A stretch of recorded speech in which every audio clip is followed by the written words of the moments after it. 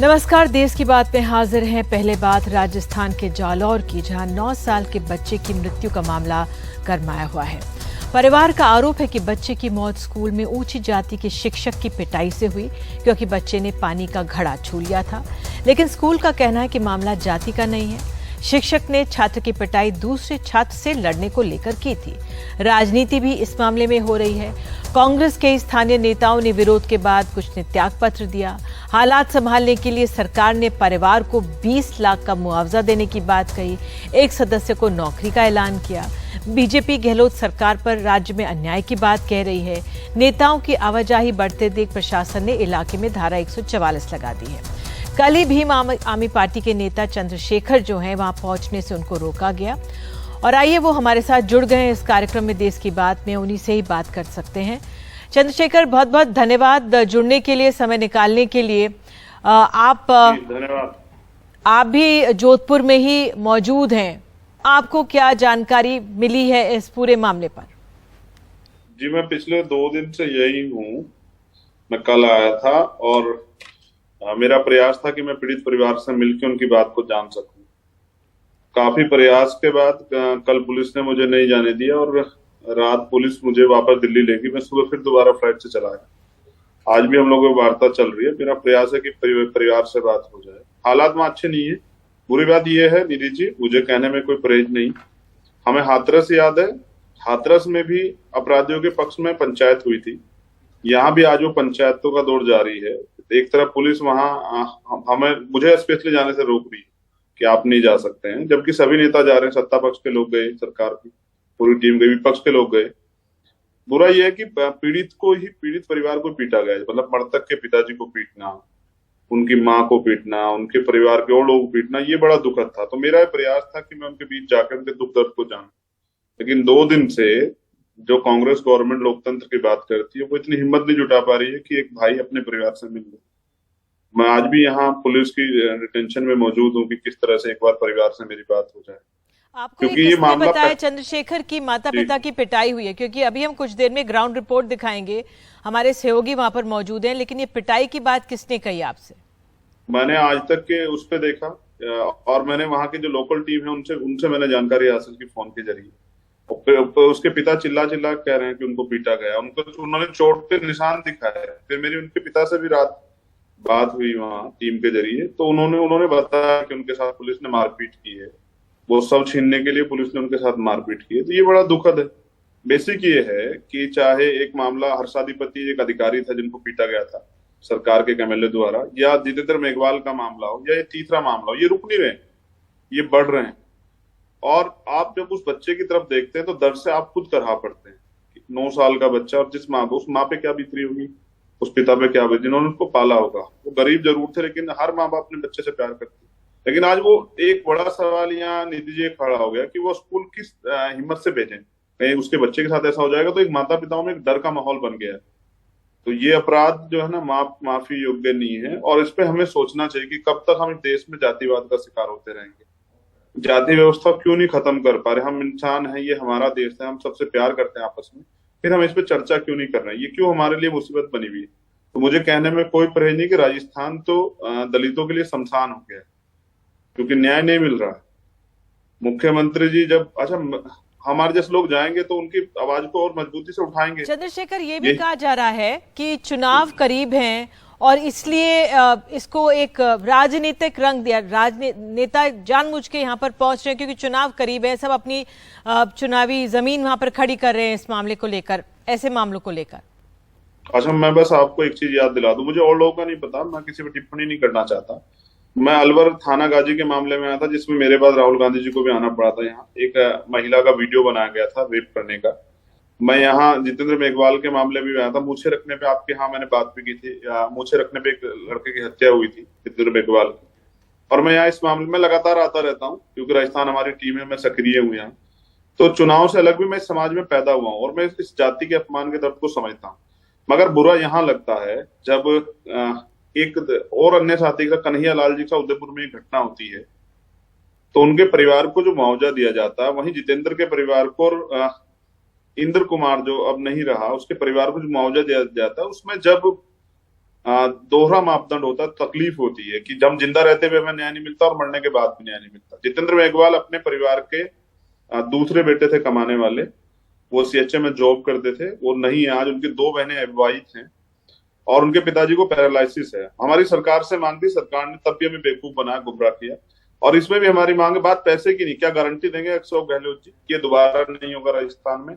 यहाँ घोड़ियों पर चढ़ने पर रोकने के सबसे ज्यादा मामले होते हैं, सामूहिक बहिष्कार के सबसे ज्यादा मामले होते हैं, पानी पीने के, मटकी छूने के सबसे ज्यादा मामले होते हैं। क्या वो विश्वास दिलाएंगे, गारंटी देंगे कि भाई आज के बाद किसी स्कूल में कोई मटकी नहीं रखी जाएगी, कहीं अन्याय नहीं होगा, कहीं वो अपराधियों को संरक्षण देने का काम नहीं करेंगे?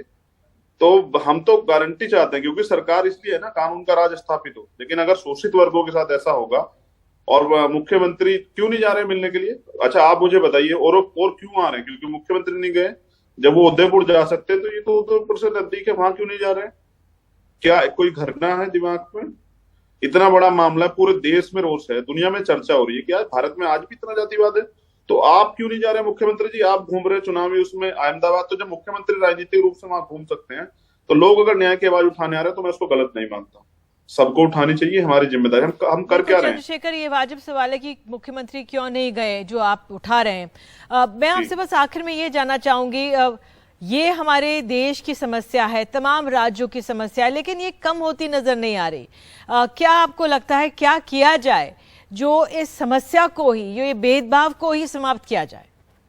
देखिए, ये एजेंडा नहीं है किसी राजनीतिक दल के उसमें, और अगर इसकी कोई बात करेगा तो उसको कहेंगे कि वो जातिवाद कर रहा है। बेसिक ये है, इंसान एक ही प्रक्रिया से जन्म लेता है और फिर पैदा होते ही ऊंच और पैदा होते नीच कैसे हो सकता है? जैसे हमारे प्राइम मिनिस्टर के हाथ में पावर है, उन्होंने एक दिन रात में आके कहा कि आज से 1000 के और 500 के नोट बंद हो जाते हैं, आज से जीएसटी लागू हो जाती है। तो वो क्यों नहीं करना चाहते कि वो जाति पे बात करे कि भाई जातिवाद खत्म करो? प्राइम मिनिस्टर की इतनी फॉलोइंग है, वो चर्चा करें, विपक्ष के लोग चर्चा करें कि भाई जाति पे नहीं होना चाहिए। अच्छा, ऐसी घटनाओं पे हम दुनिया में क्या दिखाते हैं कि हमारे यहाँ अनटचेबिलिटी नहीं है, तो हम अनटचेबिलिटी एक 1955 लगाते नहीं है, प्रोटेक्शन ऑफ सिविल राइट नहीं लगाते हैं एफआईआर में। तो हमें इस पे चर्चा करनी पड़ेगी, हम इससे भाग नहीं सकते हैं। 75 साल की आजादी में समय आ गया है कि हम इस भेदभाव को, जातिगत भेदभाव को उठाएं पुरजोर तरीके से। हालांकि वहां से भी ग्राउंड रिपोर्ट में ये भी कहा जा रहा है शिक्षक ने क्यों पिटाई की। आप हमारे साथ जुड़े, बहुत बहुत धन्यवाद चंद्रशेखर, आपने अपनी बात रखी। और चंद्रशेखर का एक ये अहम सवाल है कि मुख्यमंत्री अभी तक क्यों नहीं गए हैं उस पीड़ित परिवार से मुलाकात करने के लिए। लेकिन आगे बढ़ने से पहले वहां के जमीनी हालात क्या है, हमारे सहयोगी सौरभ शुक्ला वहां पर पहुंचे, उनकी एक ग्राउंड रिपोर्ट जालौर से, ये आप देखिए।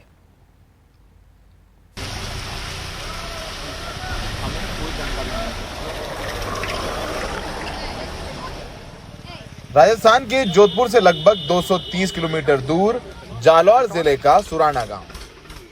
50 साल के देवाराम अपने 9 साल के बेटे इंद्र मेघवाल की तस्वीर के बगल में उदास बैठे हैं। उनकी पत्नी का रो रो कर बुरा हाल है।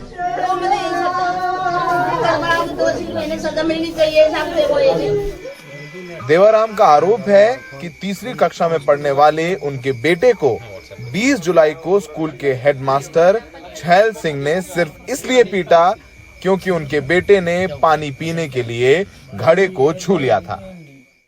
पिटाई से छात्र के कान और आंखों पर गंभीर चोटें आई थीं। देवाराम 20 जुलाई से लेकर 13 अगस्त तक अपने बेटे को 5 शहरों के 7 अस्पताल ले गए, लेकिन बचा नहीं सके। 13 अगस्त को इंद्र नहीं रहा। अहमदाबाद के सरकारी अस्पताल में उसने आखिरी सांस ली। जो मास्टर मटके में पानी पी दो। अच्छा, पानी पी दर बाद में मारपीट की। मटके से पानी पी रहा था तो शिक्षक ने पीटा। पीटे से नाड़ एक ब्लॉक होगी, नस कान की आँख की, कान की। ये जब भी हाथ पैर काम नहीं करते थे, हाथ पैर काम नहीं कर रहे थे, उसको हमारा हाथ हेमरेज बन गया। हेमरेज हो गया। पता कब चला कि आपके बच्चे को पीटा है? बच्चा आया होगा घर पे, बता। शाम को 4 बजे आया। शाम को पता चला मेरे कान के मास्टर मारा है। मैं सूरनम गयो अस्पताल, बागुड़ा, भिनमाल, डिसा, मैसोना, उदयपुर, गीतांजलि, अहमदाबाद, शिवम में। तो मतलब आप कम से कम 10 अस्पताल गए, फिर अंत में आप गए अहमदाबाद। उसी दड़ा में ये घूम रहा। हम परिवार के आरोपों की सच्चाई जानने गांव के प्राइवेट सरस्वती विद्या मंदिर स्कूल पहुंचे। स्कूल की इमारत जर्जर नजर आई। बच्चे जमीन पर बैठ के पढ़ाई कर रहे थे, न कुर्सी न चटाई। ये स्कूल 8वीं तक है। यहाँ 300 बच्चे पढ़ते हैं, जिसमें 64 बच्चे अनुसूचित जाति और जनजाति के हैं। यहाँ हमारी मुलाकात स्कूल के नए हेडमास्टर अशोक कुमार से हुई। अशोक कुमार ने बताया कि वो भी अनुसूचित जाति से हैं। स्कूल प्रशासन की माने तो स्कूल में ना कोई मटका है और ना ही छैल सिंह ने पानी पीने को लेकर इंद्र मेघवाल की पिटाई की थी। तो आप कह रहे हैं कि आपके यहाँ पर मटके से पानी नहीं पिया जाता है, टंकी से पानी पिया जाता है। जो भी बालक वगैरह है ना, उनके भी आप पूछ सकते हो कि सभी बच्चे कहाँ से पानी पीते हैं। अच्छा, हाँ, तो सब टंकी से पानी पीते सब टंकी से पानी तो पीते हैं। मटके वाली बात से आप इत्तेफाक नहीं रखते? नहीं रखते सर। हुआ क्या था? आपस में बता रहे हैं कि 2 छात्र लड़ रहे थे, मतलब मारपीट के मामले में वो सर को पता है क्या हुआ था, और 2 बच्चे भी बता रहे हैं, उनका भी जिक्र हुआ है कि भाई 2 बच्चे आपस में झगड़ रहे थे। ये बात सर है। और दोनों को मारा फिर? हाँ, दोनों को एक थप्पड़ मारी। एक थप्पड़ मारा। हाँ। तो अशोक जी ये बताइए, आप किस जाति से हैं? मैं जिनगर जाति से हूँ। अनुसूचित जाति से हैं आप। क्या यहाँ पर भेदभाव होता है? नहीं, कोई भेदभाव नहीं होता। इस भेदभाव बिल्कुल भी नहीं होता। सभी समान पूर्वक व्यवहार है। स्कूल की पानी की टंकी में 2 नल लगे हुए हैं। एक नल तो पुराना है, पर दूसरे नल पर लगा सीमेंट ताजा है। ऐसा लगता है कि 2-3 दिन पहले ही ये नल लगाया गया हो। हमने इंद्र के सहपाठी राजेश से बात की। राजेश के मुताबिक वो और इंद्र किताब को लेकर झगड़ रहे थे, इसलिए शिक्षक ने दोनों को ही एक थप्पड़ मारा था। क्या हुआ था उस दिन? हम दोनों झगड़ रहे थे। छैल सिंह ने आके हम दोनों को एक थप्पड़ मारा था। हमने अपनी पड़ताल में पाया कि इंद्र 2008 से कान की बीमारी क्रोनिक स्प्यूरेटिव ओटाइटिस मीडिया से पीड़ित था। 2018 से इंद्र का इलाज गांव के सरकारी अस्पताल में चल रहा था। इसके चलते कान पर थोड़ी सी चोट भी जानलेवा साबित हो सकती थी। इंद्र के परिवार का कहना है कि शिक्षक बच्चों में झगड़े वाली बात गांव के राजपूतों के दबाव में बोल रहे हैं। वो कह रहे हैं कि 2 लड़के आपस में लड़ाई कर रहे थे, इसलिए मास्टर ने दोनों लड़कों के मारा। और उस स्कूल में ये कह रहे हैं कि 4 अनुसूचित जाति के शिक्षक और पढ़ाते हैं और बहुत सारे बच्चे हैं अनुसूचित जाति के। वो ये कह रहे हैं कि हम लोग कभी भेदभाव नहीं करते हैं। वो लोग आरोप लगा रहे हैं कि आप लोग झूठ बोल रहे हैं। सर उनके ऊपर भी दबाव है प्रशासन का, गाँव वालों का। ठाकुर का दबाव ठाकुर का दबाव है। राजस्थान पुलिस ने आरोपी शिक्षक छैल सिंह को हत्या और SC/ST एक्ट की धाराओं के अंतर गिरफ्तार करके जेल भेज दिया है। 11 अगस्त को अहमदाबाद में जब बच्चा भर्ती था तो वहाँ से डॉक्टर का फ़ोन आया कि ये मेडिको लीगल केस है। उसके बाद परिवार वालों को FIR दर्ज कराने के लिए यहाँ से पुलिस ने बात की। उन्होंने कहा अभी हम इलाज करा रहे हैं, और दुर्भाग्य से 13 तारीख को जब बच्चे की डेथ हुई है उसके बाद ये FIR दी गई है, और 302 और धारा 3 SC/ST एक्ट में JJ एक्ट में मुकदमा दर्ज किया गया है। और अभी जो आरोपी टीचर है छैल सिंह, उसको गिरफ्तार किया गया है। इस पूरे मामले में राजस्थान के मुख्यमंत्री अशोक गहलोत ने ट्वीट कर कहा है कि इस मामले में तुरंत गिरफ्तारी की गई।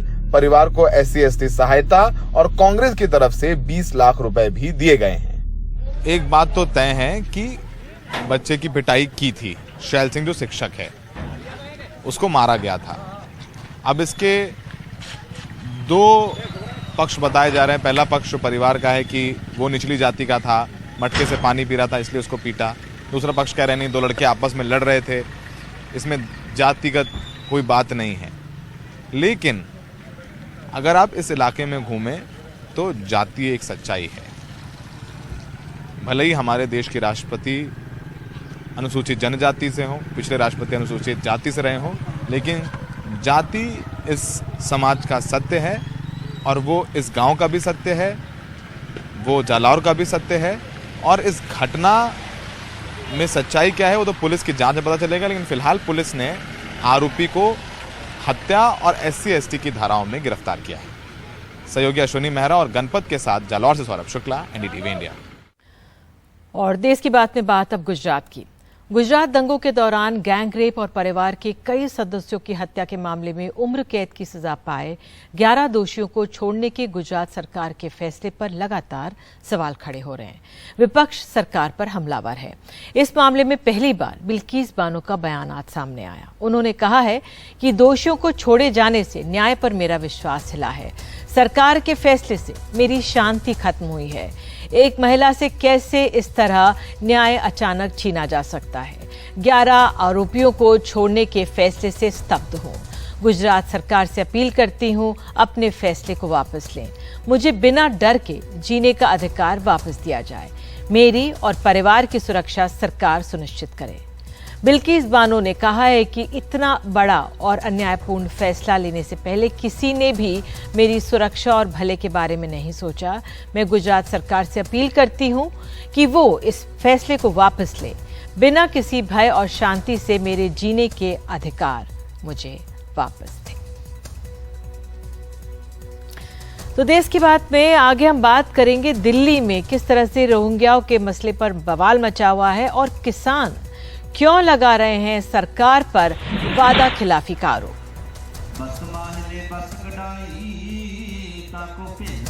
ठाकुर का सेवक ठाकुर का सेवक सदा पुजारी।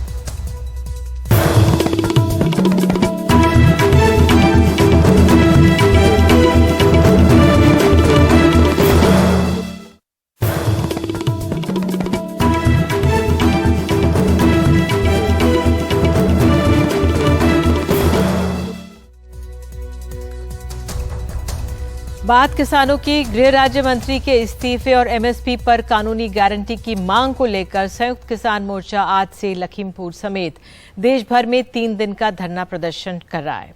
संयुक्त किसान मोर्चे का आरोप है कि लखीमपुर खीरी कांड के बाद तमाम किसानों पर मामले दर्ज जो किए गए थे वो वापस नहीं हुए हैं। किसान नेताओं की मांग है कि मंत्री इस्तीफा दें और किसान आंदोलन के वक्त किए गए वायदे को सरकार पूरा करे। पंजाब, हरियाणा समेत देश के अलग अलग हिस्सों से सैकड़ों किसान गुरुवार को लखीमपुर के अनाज मंडी पहुंचे। गृह राज्य मंत्री अजय मिश्रा टेनी के इस्तीफे की मांग को लेकर हजारों किसान मंत्री के ही गृह जनपद में धरना दे रहे हैं। किसान नेताओं की मांग है कि टेनी इस्तीफा दें और किसान आंदोलन के वक्त किए गए वायदे को सरकार पूरा करे। मोर्चा उठाते वक्त हमसे जो लिखित वादे किए गए थे उसमें से एक भी वादा पूरा नहीं किया गया। MSP पे कमेटी बननी थी। कमेटी ऐसी बनाई है कि उसके अंदर किसानों को MSP कानून की गारंटी देने का मुद्दा ही उस कमेटी की टर्म से बाहर है। हम उसमें जाके क्या करेंगे। कहा था कि बिजली का बिल संयुक्त किसान मोर्चा से बातचीत के बिना संसद में पेश नहीं किया जाएगा। बातचीत नहीं हुई, संसद में पेश हो गया है। तो हम इसलिए याद दिलाना चाहते हैं कि हमें अपने मुद्दे याद हैं, हम उस पे कायम हैं और हम अपना संघर्ष जारी रखेंगे। 18 अगस्त से लेकर 20 अगस्त तक चलने वाले इस धरने में शामिल होने के लिए राकेश टिकैत, दर्शन पाल समेत कई किसान नेता पहुंचे हैं। किसान नेताओं की कोशिश यही है कि किसानों को गोलबंद करके सरकार पर अपनी मांगों को पूरा करने का दबाव बनाया जाए। जो मुकदमे किसानों के ऊपर है वे खत्म हो। बिजली का एक बड़ा इशू है। सबसे महंगी बिजली उत्तर प्रदेश में है। अगर उत्तर प्रदेश की जमीन की हम बात करें, यहाँ पे भूमि अधिग्रहण का इशू है। ये बहुत से सवाल हमारे हैं। अपनी बात हम कहते हैं। आगे की रणनीति यही रहेगी। रणनीति रहेगी, धरना रहेगा यहाँ पे। MSP को कानूनी दर्जा और आंदोलन के दौरान किसानों के मुकदमे वापसी जैसे तमाम मुद्दों पर संयुक्त किसान मोर्चा दोबारा सरकार को घेरने की कोशिश कर रहा है। लेकिन किसान मोर्चे को खुद के गुटबाजी को दूर रखना भी एक बड़ी चुनौती है। लखीमपुर खीरी से प्रतीक श्रीवास्तव के साथ रवीश रंजन शुक्ला, एनडीटीवी इंडिया। और बात अब दिल्ली की। रोहिंग्याओं को दिल्ली में बसाने वाले प्रस्ताव पर राजनीति तेज हो गई है। दिल्ली सरकार का कहना है कि ये योजना केंद्र सरकार की थी। दूसरी तरफ बीजेपी का दावा है कि ऐसा प्रस्ताव दिल्ली सरकार ने दिया था। गौरतलब है कि केंद्रीय मंत्री हरदीप पुरी के ट्वीट से इन्हें बसाने का संदेश गया, जिससे भ्रम पैदा हो गया और गृह मंत्रालय को सफाई देनी पड़ी, लेकिन बवाल थमा नहीं है। दिल्ली सरकार और केंद्रीय गृह मंत्रालय एक बार फिर आमने सामने हैं। उप मुख्यमंत्री मनीष सिसोदिया का इल्जाम है कि दिल्ली सरकार को अंधेरे में रखकर रोहिंग्या मामले में बैठक की गई, जबकि आम आदमी पार्टी रोहिंग्या लोगों को दिल्ली में बसाए जाने के पूरी तरह खिलाफ है। केंद्र सरकार भी ऐसा मानती है कि रोहिंग्याओं को नहीं बसाना है, फ्लैट नहीं देने, तो फिर केंद्र सरकार के भी रुख के खिलाफ जाके ये डिसीजंस किसके कहने पे लिए जा रहे थे, कौन ले रहा था, कहां से इसके आदेश आ रहे थे, ये सबकी बहुत निष्पक्ष तुरंत जांच होनी चाहिए। और जो भी लोग अगर केंद्र सरकार के रुख के खिलाफ जा रहे थे तो केंद्र सरकार के रुख के खिलाफ, और दिल्ली की सरकार से, चुनी हुई सरकार से छिपा के डिसीजन लेना चाह रहे थे तो उनके खिलाफ सख्त कार्रवाई होनी चाहिए। दरअसल विवाद बुधवार सुबह केंद्रीय नागरिक विकास मंत्री हरदीप पुरी के ट्वीट से हुआ, जिसमें उन्होंने रोहिंग्या लोगों को दिल्ली के बकरवाल में फ्लैट दिए जाने की बात कही। लेकिन केंद्रीय गृह मंत्रालय ने इसे मीडिया की बेबुनियाद खबर बताते हुए इसका ठीकरा आम आदमी पार्टी पर फोड़ दिया। इस मामले में जून 2021 का दिल्ली सरकार का एक पत्र दिखाया जा रहा है। पत्र में रोहिंग्या लोगों को दिल्ली के बकरवाल में बसाने की मांग की गई है, लेकिन पत्र में केजरीवाल या किसी अन्य मंत्री के दस्तखत नहीं हैं। पत्र दिल्ली सरकार के डिप्टी सेक्रेटरी होम का है। सिसोदिया कह रहे हैं कि इस बैठक की कोई जानकारी सरकार को नहीं थी। उधर बीजेपी का आरोप है कि केजरीवाल सरकार सबको गुमराह कर रही है। ये जो चिट्ठी है इसमें स्पष्ट तौर पर दिखता है कि तारीख भी ऊपर लिखी हुई है 23/6/2021, जब दिल्ली की ही सरकार के अधिकारी चिट्ठी लिखी कि EWS फ्लैट जो है बकरवाला में वो सब देने का काम किसको किया जाए, बांग्लादेशी घुसपैठियों को, रोहिंग्या घुसपैठियों को देने का काम किया जाए। लेकिन असली सवाल यही है कि सरकार के भीतर ये गड़बड़ी कैसे हुई। रोहिंग्या लोगों पर बीजेपी और संघ परिवार का रुख जानने के बावजूद हरदीप पुरी ने ऐसा ट्वीट क्यों किया। इस मामले में अपने यू टर्न के बावजूद उन्होंने ये ट्वीट अभी तक डिलीट क्यों नहीं किया, जबकि गृह मंत्रालय ने अपने ट्वीट में उनके ट्वीट को बिल्कुल अनदेखा किया। अब गृह मंत्रालय के सूत्र बता रहे हैं, मंत्रालय ने दिल्ली सरकार को सख्त निर्देश दिया है कि रोहिंग्याओं के आवासीय स्थल को डिटेंशन सेंटर घोषित किया जाए ताकि वहां की आवाजाही पर निगरानी की जा सके, लेकिन दिल्ली सरकार ऐसा नहीं कर रही है। मंत्रालय के अनुसार अधिकांश रोहिंग्या दिल्ली के मदनपुर खादर के कंचन कुंज इलाके में रह रहे हैं। केंद्र चाहता है कि इसे ही डिटेंशन सेंटर घोषित किया जाए, जबकि आप सरकार साफ कह रही है कि रोहिंग्या अवैध घुसपैठिए हैं जिन्हें बाहर किया जाना चाहिए। साफ है कि रोहिंग्या समुदाय के संवेदनशील मसले को लेकर राज्य और केंद्रों के पास कोई साफ नीति नहीं है। सरकारें अक्सर अपनी राजनीति के अनुसार आधा अधूरा सच कहा करती हैं। रोहिंग्या के मामले में भी यही हो रहा है। भारतीय जनता पार्टी और आम आदमी पार्टी अपने अपने अनुसार अपने अपने कागज सामने लेकर आ रही है, लेकिन मामला क्योंकि बहुत जटिल है और साथ में सुप्रीम कोर्ट में भी लटका हुआ है, शायद यही वजह है कि दोनों पार्टी जो हैं वो सही बात क्या है वो खुलकर नहीं कह पा रही हैं। नई दिल्ली से नीता शर्मा, एनडीटीवी इंडिया के लिए। और आगे बात करेंगे बिहार की। कानून व्यवस्था के नाम पर विपक्ष और सरकार वहां पे है आमने सामने।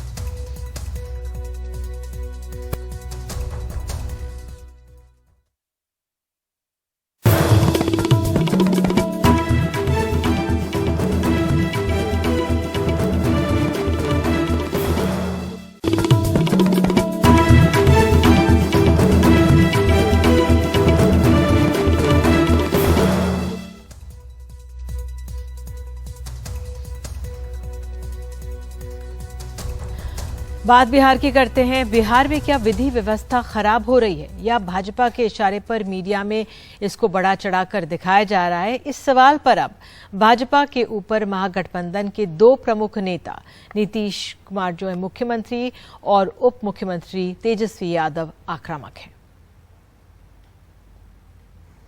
राजधानी पटना की बुधवार की इस वारदात के पीछे पटना पुलिस को नाकाम प्रेम का मामला नजर आ रहा है।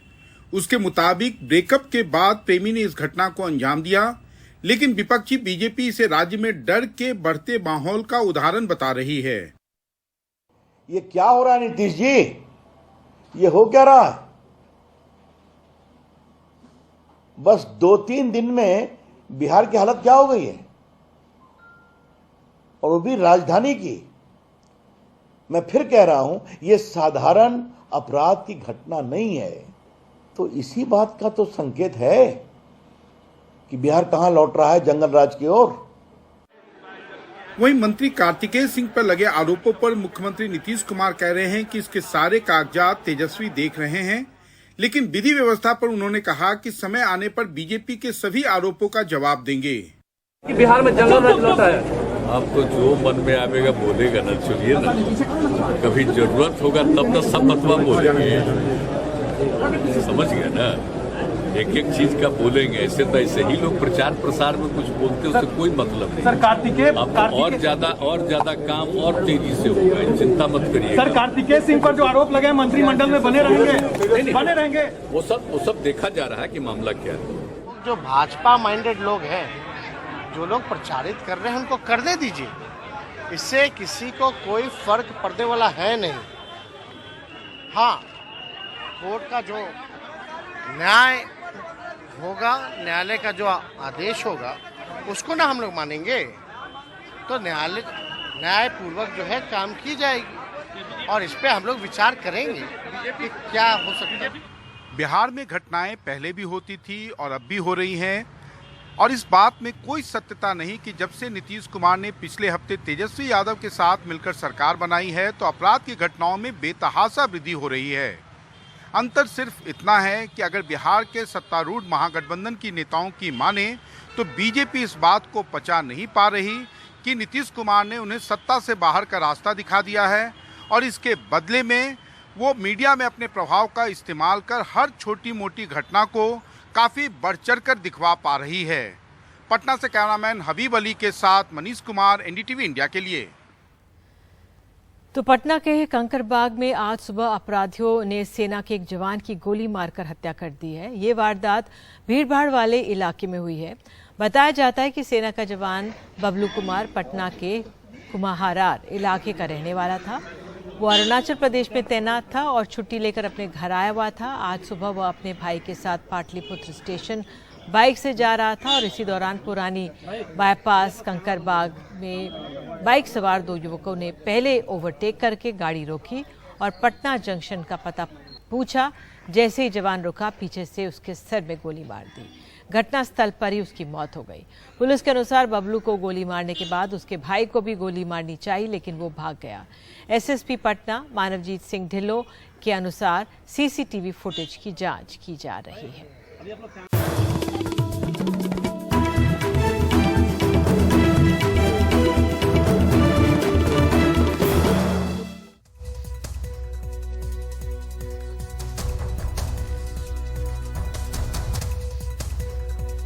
बात मुंबई की। आज बेस्ट के बेड़े में वातानुकूलित डबल डेकर ई बसों को शामिल किया गया है। केंद्रीय परिवहन मंत्री नितिन गडकरी की मौजूदगी में आज इन बसों का उद्घाटन किया गया। पहली खेप में 15 बसें होंगी जो 1 महीने में सड़कों पर दौड़ने लगेंगी। सोहित मिश्रा की रिपोर्ट।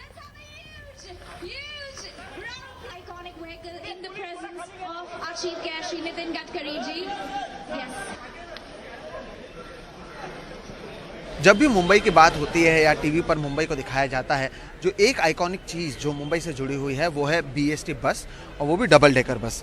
लेकिन समय के साथ अब इसे भी बदला जा रहा है। जो आप मेरे पीछे देख रहे हैं, ये आने वाले समय में बीएसटी बस का एक नया रूप होने वाला है। ये डबल डेकर एसी बस जो स्विच कंपनी की ओर से जारी किया गया है, जो अशोक लेलैंड की ही एक कंपनी है, और ये जो एक नई डबल डेकर बस है, ये जैसे कि मैंने कहा इलेक्ट्रिक व्हीकल है, ये ईवी है, इसमें ना डीजल या पेट्रोल नहीं लगता है। कुल मिलाकर यहाँ पर बैठने के लिए 65 लोग हैं। अगर ड्राइवर की सीट को आप पकड़ लें तो 66 लोग बैठ सकते हैं। ये जैसा कि मैंने कहा ये एसी बस है। प्रवीण सर, आप अगर दिखा सकें, ये चार्जिंग के स्लॉट्स यहाँ पर दिए गए हैं, तो एक चार्जिंग स्लॉट्स भी इस बस में दिया गया है। अगर आप मुंबई के बीएसटी बस में आए हुए हैं तो आमतौर पर पीछे से एंट्री और एग्जिट दोनों होती है। इस बस की खासियत ये है कि आगे और पीछे दोनों तरफ से एंट्री एग्जिट यहाँ पर है। हम आगे वाले एंट्री से ऊपर जाने की कोशिश करेंगे, एक फील और एक आइडिया देने के लिए कि किस तरह से ये बस को यहाँ पर चलाया जा रहा है। तो ये आगे से अगर आप आएँ तो जैसा कि मैंने कहा, आगे और पीछे 2 एंट्री इस बस में मौजूद है। और आमतौर पर जिस सीट के लिए हर कोई डबल डेकर बस का इस्तेमाल करता है, फ्रंट सीट, यहाँ से भी आप देखेंगे कि जो पैनोरामिक व्यू है वो मौजूद है। सामने की तरफ भी लेफ़्ट साइड, राइट साइड जो कांच हैं, वहाँ से पैनोरामिक व्यू भी मौजूद है। जल्द ही मुंबई की सड़कों पर इस तरह के एसी डबल डेकर बस देखे जाएंगे। जैसे कि मैंने कहा, देश के पहले electric double decker AC bus ये हैं और जल्द ही इन्हें आप मुंबई की सड़कों पर देख सकेंगे। और अब जाते जाते एनडीटीवी की खबर का असर। धार के कारम डैम में लीकेज के बाद मध्य प्रदेश सरकार ने एएनएस कंस्ट्रक्शन और सारथी कंस्ट्रक्शन को ब्लैकलिस्ट कर दिया है। साथ ही दोनों कंपनियों को नोटिस भी भेजा गया है। दोनों कंपनियों का रजिस्ट्रेशन भी सस्पेंड कर दिया गया है। एक रिपोर्ट।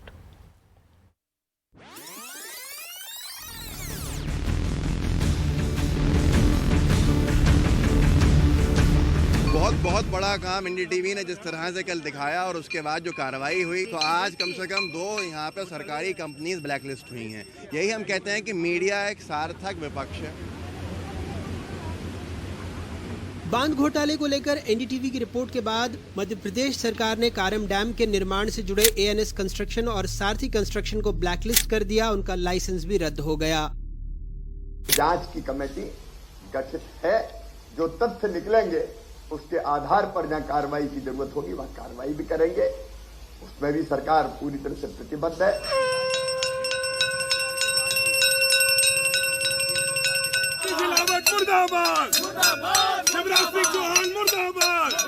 उधर जांच की आज से कई लोगों के छूटने के आरोप लेकर कांग्रेस के कार्यकर्ता जल संसाधन मंत्री तुलसी सिलावट को जगाने पहुंचे।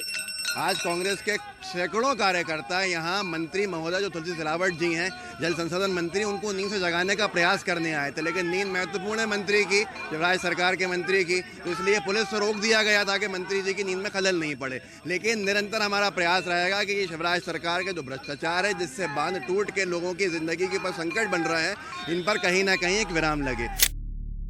हालांकि कार्रवाई 2 कंपनियों पर ही हुई है, जबकि ई टेंडरिंग में ऐसे कई बांध हैं, कई रसूखदार हैं जो पर्दे के पीछे से खेल कर रहे हैं। प्रधानमंत्री नरेंद्र मोदी ने कहा है कि उनकी सरकार भ्रष्टाचार के खिलाफ निर्णायक लड़ाई के दौर में पहुंच गई है। वहीं विपक्ष का आरोप है कि केंद्रीय एजेंसियां जैसे प्रवर्तन निदेशालय उनके नेताओं के दरवाजे पर तो फौरन पहुंच जाती है। वहीं डैम घोटाले में खुद प्रवर्तन निदेशालय ने 2 साल पहले मामला दर्ज किया, लेकिन अभी तक किसी बड़े नेता, मंत्री या अधिकारी की गिरफ्तारी नहीं हुई है। हालांकि शुरुआत 2 कंपनियों को ब्लैकलिस्ट करने से हुई है, जिनकी सत्ता से करीबी विपक्ष बताता रहा है। भोपाल से कैमरा पर्सन रिजवान खान के साथ अनुराग द्वारी, एनडीटीवी इंडिया।